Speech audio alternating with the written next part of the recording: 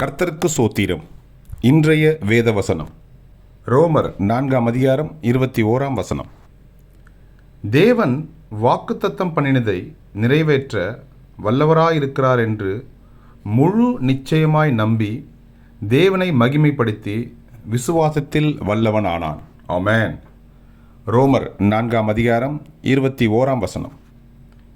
தேவன் வாக்குத்தத்தம் பண்ணினதை நிறைவேற்ற வல்லவராயிருக்கிறார் என்று முழு நிச்சயமாய் நம்பி தேவனை மகிமைப்படுத்தி விசுவாசத்தில் வல்லவனானான்.